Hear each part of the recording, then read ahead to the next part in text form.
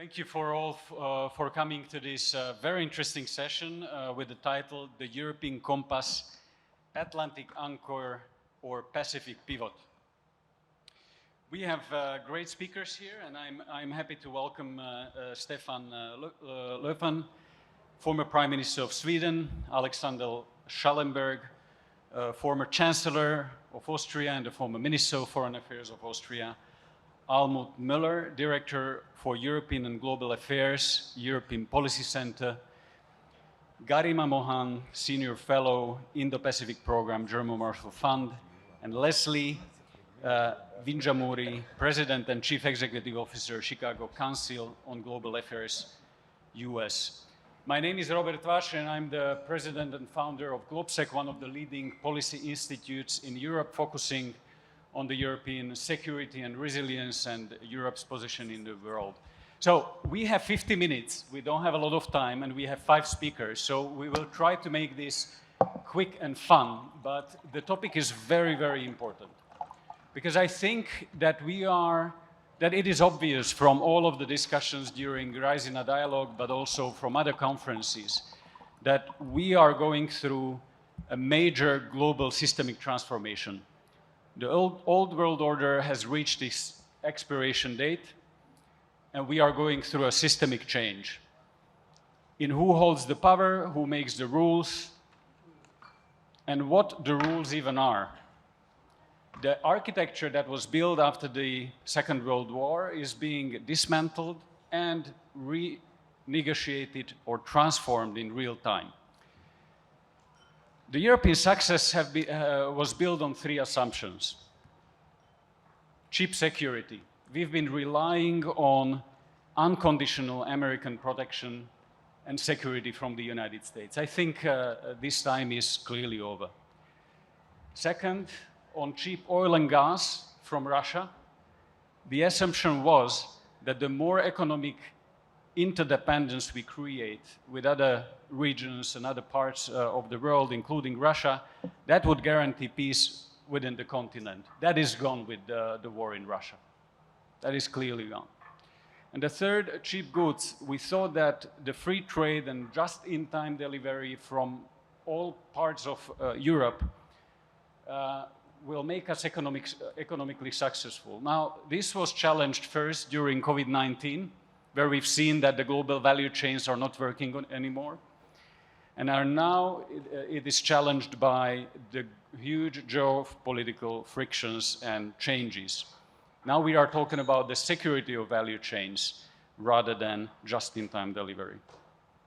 And I think we are at the beginning of the longest industrial, technological, and security build-out in a generation.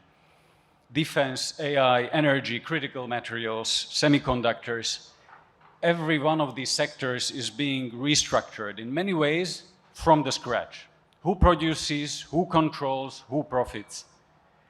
This is a disruption, yet it will be mastered best by those who see this as an opportunity. For governments that are moving fast, for businesses that are positioning correctly, for alliances, whether these are formal or informal, that are built on interests rather than habits. And all of these changes we are at are multiplied by exponential technological change. Technology and industrial scale are becoming the main drivers of global power. Europe now faces an annual investment gap, roughly 800 billion, if we want to remain competitive in key technologies. Actually, there are 4 technological hubs in the world. US and China leading, India growing, and Europe lacking behind. How can we close this gap? This leaves the continent really at the crossroad. It can be one of the biggest losers of all of these geopolitical transformation, or Europe takes it as an opportunity and impose policies that can position Europe as a leader in the global initiative, a global endeavor to first save multilateralism and second, to rebalance the world order. I think Europe has 2 challenges. One is internal. We either speed up and integrate more or break down. I think the outcome will be a combination. And second, external. rebalancing, and redefining our position in the world. And in all of this, China sits at the center of this dilemma, because for many European companies, China still remains a critical market and a core part of their supply chains, but at the same time, it represents a systemic challenge, economically, politically, technologically. And as many of us know, and this was proven also by the GlobeSec report on critical raw materials, it shows that more than 80% of the rare earth minerals are produced in China. So when we take all of these huge challenges that we are seeing, let me turn first to the former Prime Minister of Sweden, Stefan Löfven, and ask you, Sweden is a new member of NATO. You joined NATO as a consequence of the war, of Russian war in Ukraine, and the changed security situation in Europe. But transatlantic relations are going through major trust crises. And Article 5 of NATO is based on trust.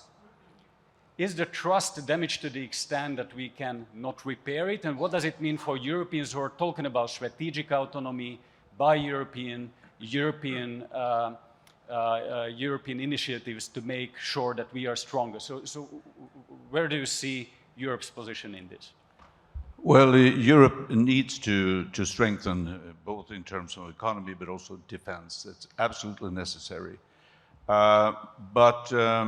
We should also see there's a huge opportunity here. We need to see that Trump, I met him 8 years ago in Washington, in the White House. And at the time he was also interested in tariffs. So he was going to introduce steel tariffs. And he said, well, the world is flooded with cheap steel, so it hurts American steel companies. And I tried to explain to him, that's not EU, it's China. China is subsidizing its production, flooding the market with cheap steel, and that, of course, presses the prices down. It's not EU, I said, it's China. And then he looked at me and he said, but you know, EU was founded just to create problems for the United States. So this is a man who hates the European Union, and that is why also the European Union is under attack now. Because European Union, we need to remember this, European Union is the size of an economy, population, diplomacy, and we need to, of course, increase our defense capability, but it could be and is a counter force to the United States, and that he doesn't like, and that he wants to split the European Union. He's doing everything he can, and we have, unfortunately, a few member states, also EU, that is helping him. But so there is a real challenge. We need to improve productivity, innovation, and all that to strengthen our economy. We have lagged after for quite a number of years now. We need to do that. Draghi report shows it very clearly that we need to improve. And right now also make sure that we can deal with the difficult situation. Russia, full-scale invasion of Ukraine, and US is pulling out, more or less. So this president in Washington is not defending democracy, is not defending this alliance, but rather the opposite. And we should remember, also I can end there, but we should remember that there was an interest from the United States side also to start this alliance, to have NATO, and to invest in Europe, because they wanted to keep first Soviet Union and then Russia not attacking Europe. But with this president, that's different. We need to understand that he thinks so totally different, totally different. He's not one of those defending democracy. He's on the other thing, on the contrary. If he can sit down around a table like that with Xi Jinping and others, he would do that and decide. So that is why Europe now needs to improve ourselves, but also find like-mindeds around the world. We have like-minded countries, Australia, Canada, and others, and hope that one day US will be back. But so it's not totally damaged, but it's seriously damaged. Do you think that this crisis is connected only to the person in office in the US, which means Trump, or is this trend, does this trend go beyond his presidency? Because I believe that we are seeing a trend that really goes beyond just one man.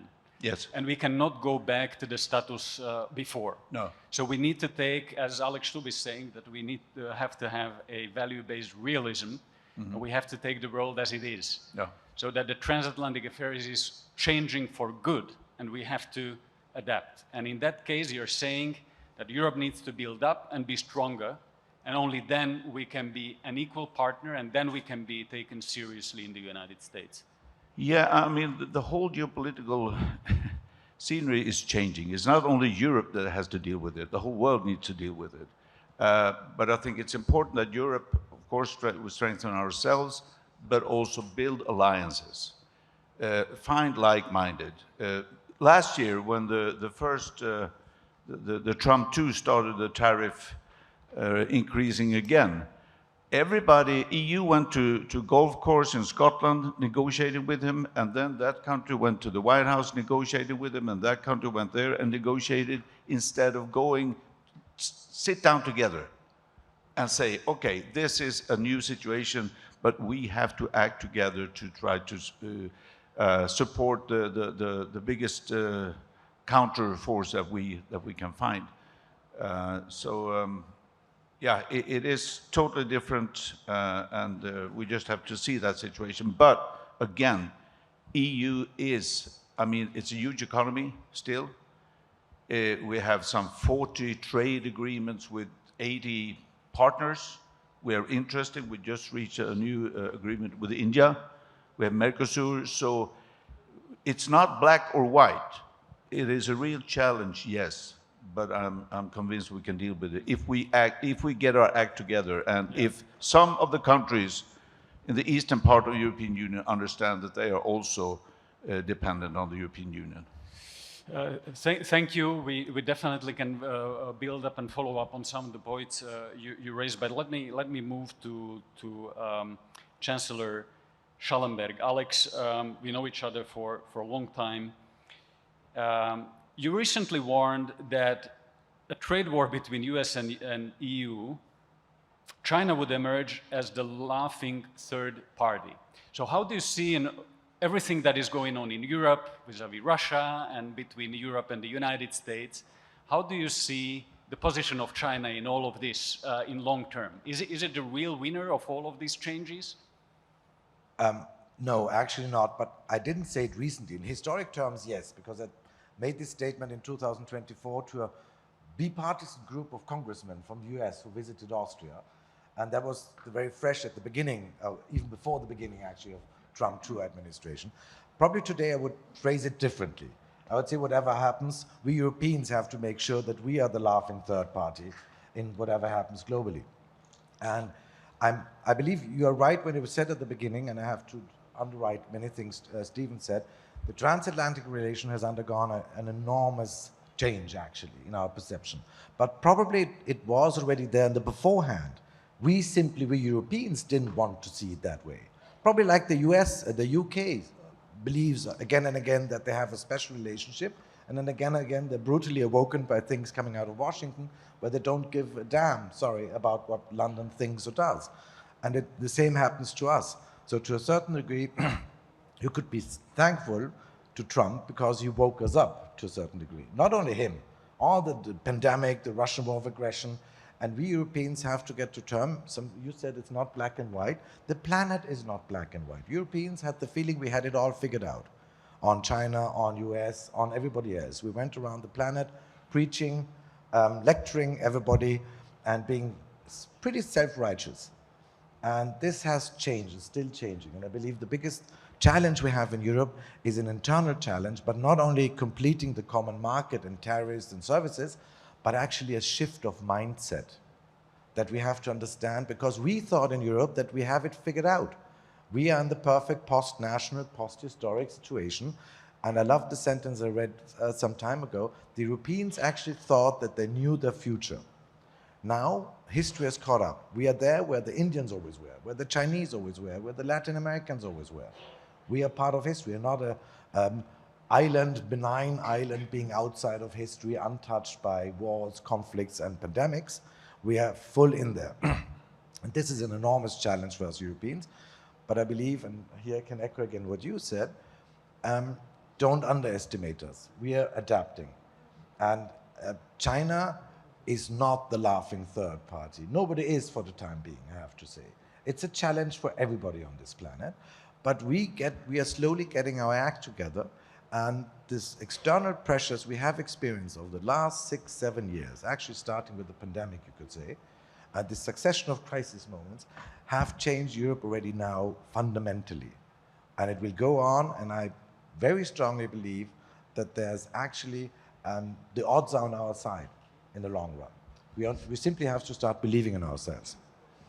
Another Alex Stubb yesterday said at one of the panels that Europe is developing in 3 stages. First, there is a crisis. Second, there is a chaos. And third, there is a suboptimal solution. Do you agree with that? Well, coming out of politics, probably any solution politics comes up is suboptimal because it's compromise. And the biggest challenge we have, and what we sometimes forget when we talk on podiums with think tankers, we are democracies. We have to bring our public with us. We are market economies. We have to bring our private business with us. We sometimes talk about whether it's energy or any other topic as if it were all state-run and a minister or politician simply has to push the red button and things move on. That's not true in real life. So I would obviously agree with Alex. And if you look at the history, not only of the European Union, but I would say in particular of the European Union, again and again it has jumped forward in crisis moments. It started off as an accident. And then Charles de Gaulle nearly killed it a couple of years later.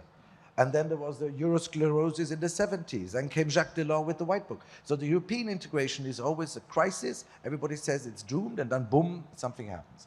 And I believe this will be, in 10, 15 years, we'll look back and say the European Union is not the same, is probably not the one we dreamt about, but it will still be there, alive and kicking and strong. Thank you, Alex. We'll be building on some of the points that you've said. You've said that we need a shift of mindset, but we have also internal challenges. Let me move to Almut with a question, because many people are seeing in the world Europe as one actor, but we are not really a one actor. We are 27 countries who are working together. And now the question is, can we act as one player globally? If Europe was built up after the Second World War, it's a systemic limitation because it was built up based on consensus in order not to concentrate power, but to limit power. It makes us slower in many of our responses, and it slows us down in a very critical moment. But do you think we can live up to the challenge in this situation where we have these structural deficiencies internally? Thank you, Robert, and good afternoon. It's very good to be back at Raisina. Thank you to the organizers for inviting me. Before I respond to your question, I am a think tanker myself, and I had a very healthy exposure.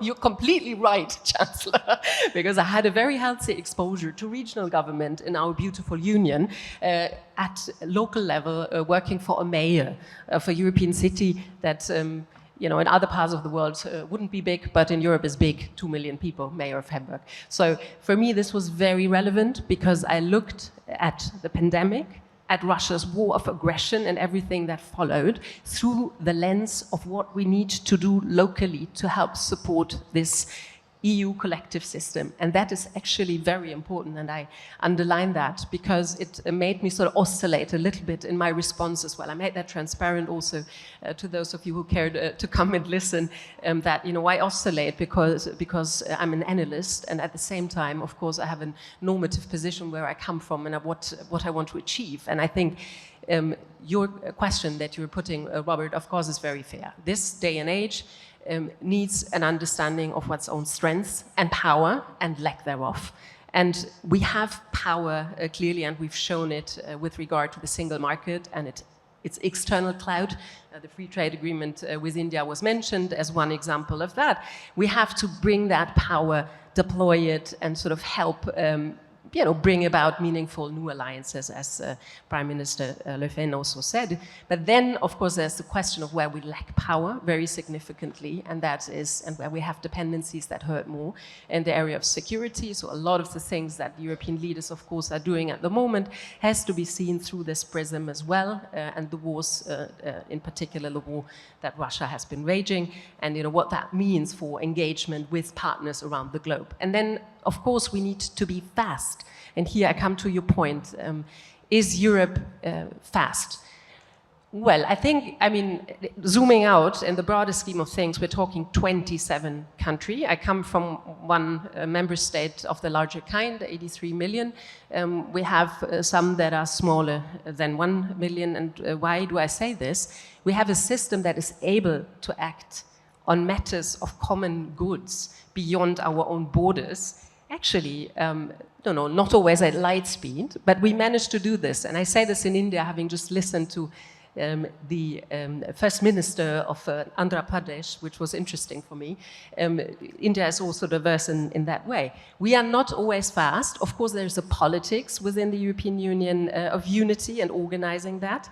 We have areas of majority votes. It's easier there to come to fast decisions. We have areas of unanimity. And here we see the stumbling blocks and the difficulties. And someone who's observed Europeans collaborating with one another, both as capitals in the EU institutions, I see that the patience of those, and that is the majority of countries, who feel that there is the need to move fast and decisively, is going and wearing thin on a majority of others who are having different views. I'm just saying this because it's important to understand about the Union at this point in time. You're right, we have a union that in some areas such as trade can deploy power where the Commission can negotiate much faster, but we have areas where member states have to agree, in particular when it comes to security, and that will remain so. So what we will see, I think, to reconcile that need for pace is probably more of a union that is looking less unified, that is experimenting with coalitions, outside of the frameworks, etc. But this, I think, will only underpin and demonstrate what Europeans, I think, have really felt, and that is complacency is really over. And it should have been over a long time. I've been working on, I'm an EU analyst. I've had my moment of we should finish with complacency loads earlier, and I have a lot of ideas about where the Union should be moving with regard to deeper integration. As a think tanker, you have to think about whether you get traction with them or not. I'm less optimistic about the United States of Europe in terms of political traction at this point in time, but clearly the existential nature of matters has been, in my observation, understood, and that is driving different ways of working with one another, and that is something, a space really to watch if one wants to consider what I take for granted, really, and I don't have to be an optimist for that. Of course, the European Union and its member states will be wanting to be out in the world, because this is our lifeline to be prosperous in the future at home. And this is what we're working towards, and we don't have an alternative. So in that sense, it's very good to be here and also listen to our Indian partners and understand what's going on in this part of the world. We are saying at GlobeSec that they are not anymore in this exponential technological change and fast-moving world. We're saying that there are not big states and small states, but there are fast states and slow states. Those who can adapt quickly will win, or those who will be slowed for adaptation will lose. And in this case, I think the EU will go, and I agree with you, in a way where we will go fast, but not everybody. We already have several multi-speed Europe, I would say. And some of the speeds will go deeper and faster, but not everybody. So those who are not willing will stay out for the moment. Yes, and the question then is, when is the moment when you overstretch that? And here I worry, as an EU analyst who cares about the cohesion of the Union and its institutions, who I wouldn't want to throw under the bus. I don't think we're there. We're not anywhere near that. We can exploit a lot more this idea of moving ahead with coalitions well beyond security and defense. Yeah. Let me move quickly to Garima and ask you that if the EU had to make one fundamental structural change to remain strategically relevant, between US and China, what should it be? And then if I could ask you also about the EU-India strategic partnership, what opportunities it brings in rebalancing the Chinese position? Sure. So for your first question, what should the EU do to remain strategically relevant between the US and China? The EU should do what India is doing and follow the two-word approach of diversification of partnerships and pursuing strategic autonomy. And the good news is that the EU is already doing that. In face of pressures from China and in an incoming China shock, we see the EU diversifying its partnerships to Japan, Australia, recently India. And on strategic autonomy, of course, this panel has spoken about investments in defense and technology, competitiveness. I feel that a few years ago, I moved to Europe a decade ago and have been looking at Europe-India relations since then. There was a long time that we spoke different languages. But right now is the moment for the first time that we are both talking about diversification and pursuing strategic autonomy, which for a long time was a difficult word, not uttered much outside of, say, France or other countries in the EU. Which brings me to the second question that you asked about the EU-India relationship. And often I see that it is described in a sense of hedging, that in face of a difficult United States, the EU is now looking at India, Europe is looking at India, and that's actually sort of an underestimation of the trend that we've seen between EU and India for a long time. The partnership, I would say, started changing around 2021 when Prime Minister Modi was supposed to meet all 27 heads of state in Porto. And since then, incrementally has been increasing. And when we talk about unified Europe, India is the case where we see unified Europe. All member states on board, and the EU really taking the lead and taking charge in transforming this relationship. And I think this fact has to be recognized, and it does contribute to looking at EU as a strategic actor, that the fact that it can be a strategic actor in the Indo-Pacific, really the EU-India relationship is testament to what the EU can do if it is in fact united.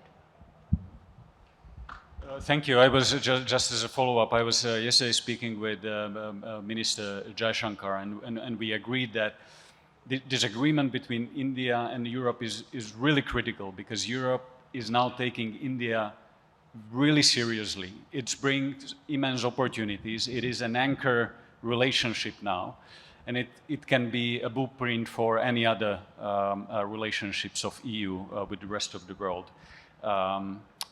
Alex, do you wanna? I see that you wanna react quickly on this, but because I wanted to move to Leslie, and then I can come to you if you have a reaction. But I wanted to ask you. You've heard all of this. Europe is in a very particular position. You know, it is under challenges from Russia in Ukraine, US retreating from Europe, focusing on something else, transatlantic relations in a crisis of trust. But also Europe needs to build up its base at home and diversify globally. Can Europe lead a global initiative to save multilateralism? Can it position itself together with the countries like India and other countries of the global south or emerging countries in saving multilateralism and the world order that is based on principles? Well, first of all, thanks for having me, especially as an American on a panel about Europe. I have lived in the UK for a couple of decades before I recently shifted my main base to Chicago. And I do so, I feel like I come to conferences and I hear things through a couple of different voices. And I would say that, you know, we don't come to conferences to speak on behalf of our country. However, inevitably, when you cross borders, there is an element in which you do. And there's nothing worse than an American accented person on a panel in Europe telling Europeans what they should do. The second thing I would say is that, and I think this is a really important point, that Europeans profoundly underestimate the power of their ability to be critical of their own nations, their policies, their failings, and if the United States could emulate in a rigorous way the kind of discussions that have been taking place across Europe for several years, but especially since the re-election of President Trump, the United States would be on a much better path to a stronger future after the next presidential election. So I hope that the US can learn from Europe's ability to be self-critical and to consider new proposals for innovating and looking ahead. I think it's about as vital for Europe as it is for America that the US does that and takes a lesson from the Europeans. I'm not of the mind that Europe should, go back and try to hold on to a multilateralism that it and India and many other countries for a very long time have said is no longer fit for purpose and needs to be reformed. I think the reform and innovate agenda, there is absolutely no alternative. Europeans know that. Indians certainly know that better than anybody. But to your specific point about principles, this is a phenomenal moment of opportunity for Europeans. And I don't just mean the European Union, I mean all of Europe.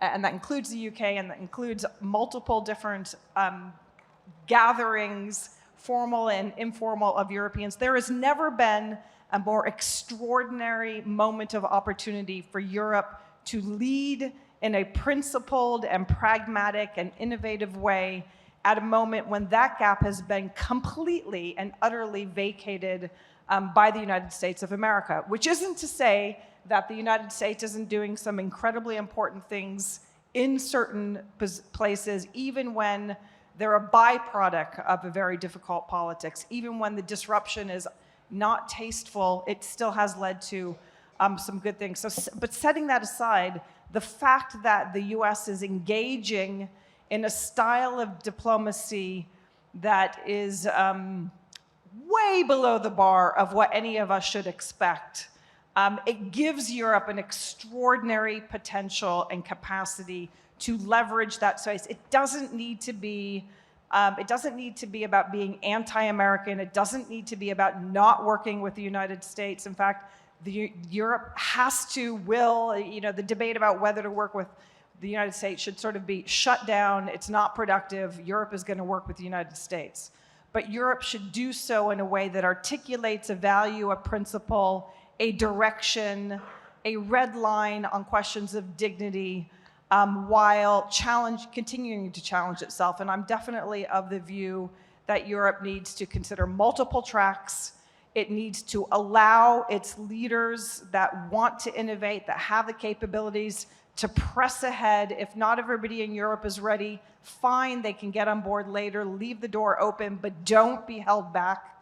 It is exactly the wrong moment in time for Europe to think that everybody has to go along at the same time. The world needs Europe to step up. So I think I won't claim any amount of expertise, but the idea that there's a proposal for a financial union, go for it if it's going to help Europe develop deeper capital markets, deeper abilities to attract investment, to invest in critical parts of its economies, diversify partnerships to the extent that that can be done pragmatically but with values up front, go for it. But it is absolutely the time for Europeans to lead together when they can, in whatever forms. But it needs to be fast and decisive. Thank you. And now we have something over 10 minutes. So I will ask the audience whether you have any kind of questions. But before I will give you the floor to react on what you heard. But let me bring in China again, because China is seen by the United States as the single strategic, systemic, long-term rival to the United States, and they hope Europe will go along in this choice in the future. Yet, as a consequence of the policies of Donald Trump, you've seen Mark Carney rebalancing, going to China. You've seen Prime Minister Starmer recently in China. You've seen Chancellor Merz in China. So isn't the policies of US bringing an unintended consequence of Europe, rebalancing and strengthening Europe and Canada and many other countries, rebalancing and fine-tuning the relationship also with China? How do you see this? But you can react also on what you heard, Alex. I would go with you first. Well, we just heard, and it always goes down well with European, what the Americans can learn from us. I would like to say here in Raisina, there are many things we can learn from India. Because, as I said at the beginning, we had the idea we had it figured out. And our world was very binary, black and white. Either you're with us, you're against us, and we are preaching. And I believe this Indian kind of multi-alignment policy is something where, and actually I always say historically Europeans invented it. Go back to the Peace of Westphalia or to the Vienna Congress, the balance of powers, we invented it. We lost it. We lost our knowledge about that, and we have to relearn it again. So what is happening now is in a sort of relationship, I would call it, of grown-ups. There is no 100% alignment. It's interest-driven. We will be working with the US very closely on many things. China has to be a partner on climate and other things. We have called China a partner, a competitor and a rival. And that was actually very right. That was very clear-sighted, because it was an indication of sort of where our interests converge, we cooperate. Where they don't, we are benign, we are candid, or we even are in a confrontation.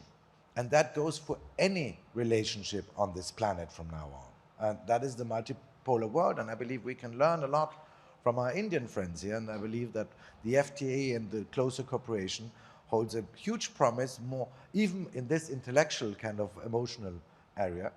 And I remember when I met, when Jake Sullivan and Wang Yi met in Vienna. And there was, Wang Yi told me then, I had a very lengthy couple of hours meeting with him, and he said the Americans have an obsession with us. And then he went on talking 2 hours about the Americans. So it's a mutual kind of obsession, which affects us, but we should not be driven only by this relationship. Again, multipolar, look at the planet the way it is, pragmatic, not black and white, everything is shades of gray, 5,000 shades of gray, I would say, and react to it in an interest-driven way. And that interest for longest time was meant to be a bad word in European foreign policy. And I believe now it ended, and it's not anymore. Absolutely, I agree. I've seen Almut, you wanted to react. Just very briefly to underline what the Chancellor was saying. I mean, Europe is a cooperative power, which is such an asset. I mean, you can say, well, you know, you're not always the fastest, etc., etc. We know about organizing infrastructure for cooperation, both internally. We do it all the time. We do it with the UK now, where we're becoming friends again, because we have to, and we're lucky in Europe, in continental Europe, that the UK, of course, cares deeply about European security and defense, and we can deploy our power of negotiations and cooperations well beyond. And this is something I heard here, of course, including in Alex Stubb's speech, Finnish president, when he was talking about, you know, what Europe can bring to the table. I think Europe as a power that ultimately is willing, has the ability and the need to cooperate is something that can create trust, is encouraging, in particular against the backdrop of what we see others doing right now. Thank you, Prime Minister. Yeah, I think it's important for Europe to diversify and find different. So now, of course, China becomes a greater player, because of US is stepping out also from the soft power, so to speak. But we cannot be dependent on another country, another continent. So we need to diversify, that's important. And in saying so, I think one of the perspectives we need to underline is the cooperation with the Global South. We have a huge potential. The poorer part of the world has a huge potential.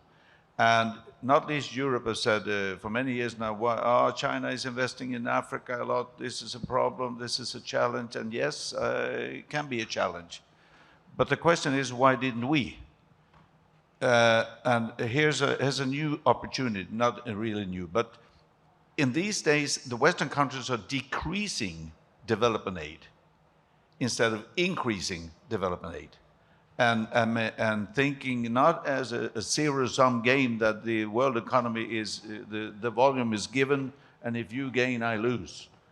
But if we both can gain, we expand our wealth. So I think for Europe now to show this really, that we understood the mistakes we did, we do want to do this right, away from colonialism and start cooperating with the global south, I think that's a huge potential. Just, I see we have questions quickly on China policy.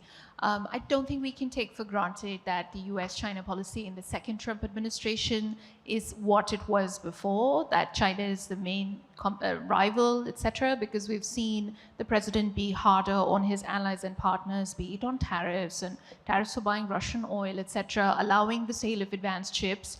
Also on the European side, we do see outreach to China, but I think there is an understanding that there's a ceiling to that relationship. That the olden times idea of China as this sort of unfettered partner where you can sort of, achieve a lot and the markets without any conditions, etc. I think that fundamental understanding of China, at least in Europe, has changed. I can't speak for Canada. I see the questions here, but let me give I'll just say one quick point. I think this comment about the global south is absolutely critical, and one area where Europeans and not only Europeans should be thinking immediately ahead is what are the the very difficult spillover effects going to be of the current crisis in the Middle East.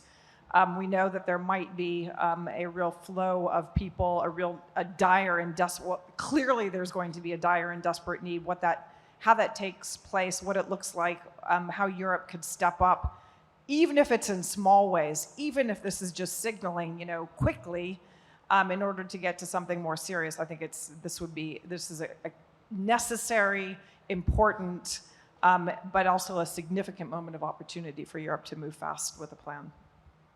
Thank you. So let me turn to the audience. I see a lot of people lining up here already. So let me go, and I would take it in a bunch. I hope you will remember the questions, and then we have only a few minutes to answer. So be quick, please. Introduce yourself and be quick. Hello. Thank you to all of our American and European panelists. My name is Nina Sajc. I teach international relations at University of Banja Luka, Bosnia and Herzegovina. So my question is, and I'm a firm believer in European as a project, in the light of demographic decline, energy vulnerability, and internal political fragmentation on certain issues, can the European Union realistically project itself as a geopolitical power, or will its global role continue to rest mainly on economic and norm and value-based power? And if it's possible, what steps the European Union is to take? Thank you. Thank you. Let me come here. Hi, my name is Rick New. I'm an American private investor. I'm a huge fan of Europe. I think 10 years from now, this may prove to be the best moment for you. I do have two concerns. One is, after this many years, why is there still not a single market in Europe? The United States has it, China has it, India has it. What's going on with you? Secondly, very concerned about the fact that after this many years, what Europe is most known for is overregulation. And that is a big concern for American investors. We need some answers before we can put our money into your hands. Thank you. Thank you. And I can't give everybody the floor, so let me go with the third question with the third microphone. Good afternoon, Václav Lukovic. I'm from the medtech industry. Prime Minister, you mentioned Hungary, that when you were talking about the European Union, or you mentioned Eastern European countries that do not fall in line. Question to the panelists, where do you see the future? How is it going to play out if we have one or two countries in Europe that mostly or quite often do not pull in the same direction? And what's your way forward on that? Thank you. Okay, so let me also give you a floor, because you've been waiting so patiently there for 20 minutes. So my name is Suryanath. So the Transatlantic Alliance, just after the Second World War, is one of its lowest point. So do you feel it is due to the Trump phenomenon, or is it a MAGA problem, or is it a challenge from the Republicans, or is it an American problem altogether? Thank you. Thank you. I can't take more questions because we are running out of the time, but I will give 5 more minutes, and I will then need to defend this with Shub later on and with Samir. But let me turn to you, and this will be also the last words you would have in the panel. The questions on geopolitical power, single market, Hungary, and what if 1 or 2 countries are completely destroying the unity, over-regulation, and what kind of problem, whether this is Trump, America, or what problem we have. So, Alex, do you want to start? Very briefly, because we're running out of time. On geostrategic power, my point as a former Austrian politician is very clear. It's A, get our act together on resilience, and B, act together on neighborhood policy. We can stop talking about a geostrategic Europe if we're not capable of pacifying, stabilizing our immediate neighborhood. And I'm talking because the question came from somebody from Banja Luka. If we don't get our act together in Southeastern Europe, the Western Balkans, then let's stop talking about the Middle East, Northern Africa, and all the rest. Demographics, yes, we have questions. There were panels here, and I was part of them on migration. We will have to confront questions which are not very popular in politics in Europe, but it's possible. And one of them is the single market. I mean, von der Leyen said it very clearly. Our obstacles to the single market amount to 40% tariffs on goods and over 100% tariffs on services within the European Union. So actually we have an enormous potential there. The problem is, up to now, the approach of Brussels was, and that was because of the heydays. I mean, you tried to over-regulate everything. We have to go back to the drawing boards of the single market, meaning if a product is put in Sweden on the market and the Swedish authorities say it's okay, then it should be okay for everybody else within the European Union. That was the way we got our act together. We created the single market. We should do the same thing on defense goods. We don't have a common market on defense issues and securities. The Polish are buying their products, the Swedish are buying Gripen, and everybody's, you know, if we simply unleash this potential, it would also strengthen our geostrategic power. Thank you.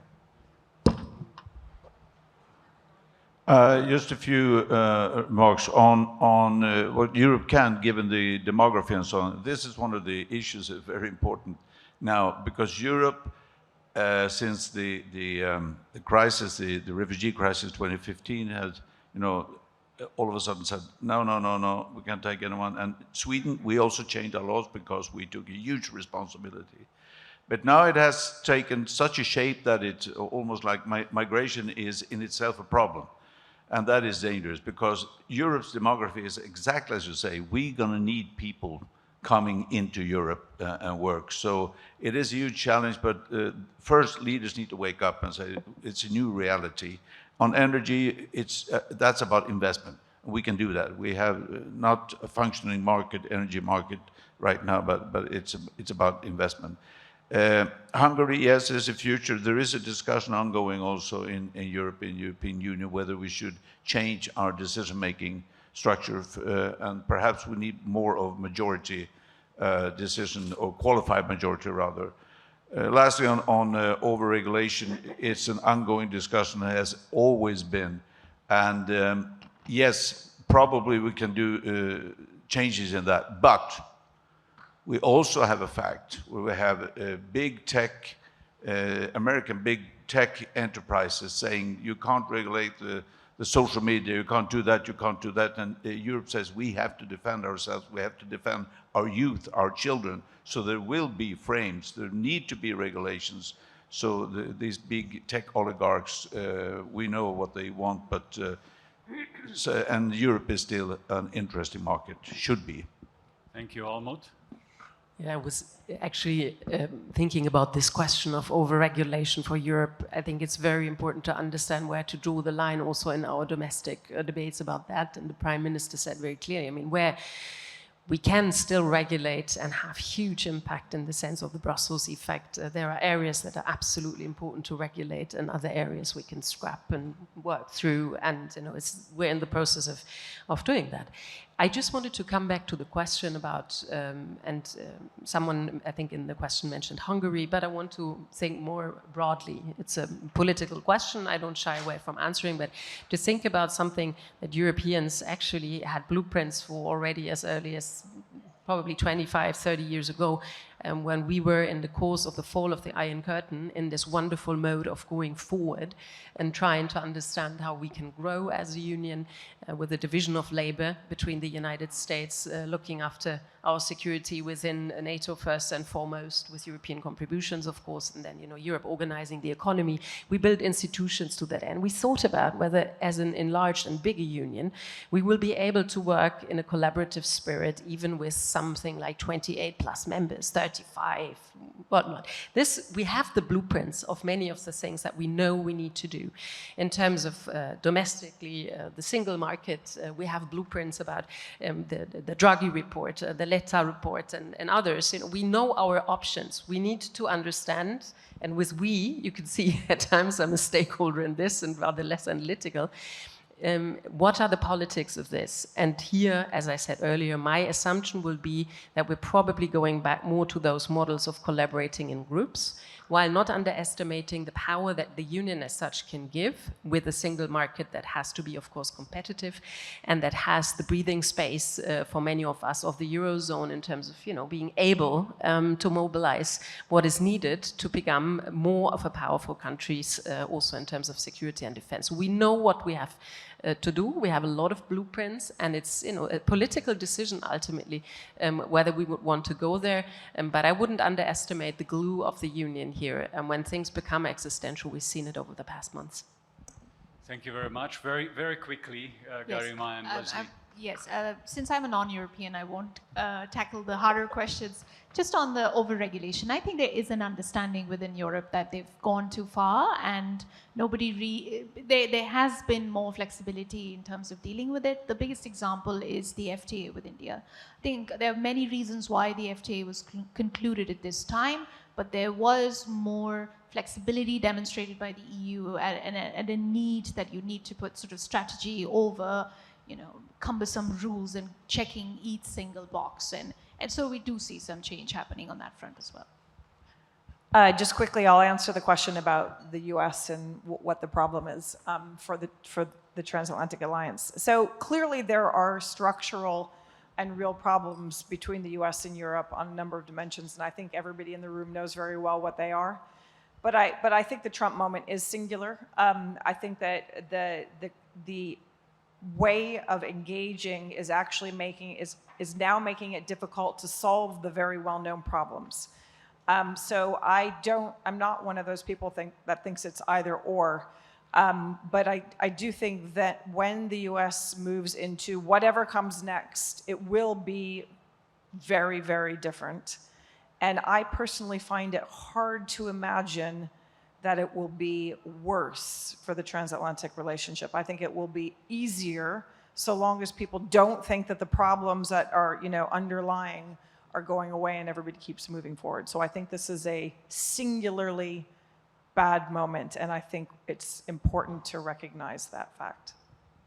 Thank you. Let me also just very quickly maybe come in with my view on the overregulation, because it's always a question from everybody outside and inside of Europe, and it is very easy to mislead this, and there is a myth, because when people are saying that there is overregulation in Europe, they right away jump to the conclusion that we need to cut regulation on the EU level. But as a consequence of that will be that instead of one regulation on EU level, you will have 27 regulations on national level, 27 different ones. So if a company enters EU, you will have to comply with 27 different regulations.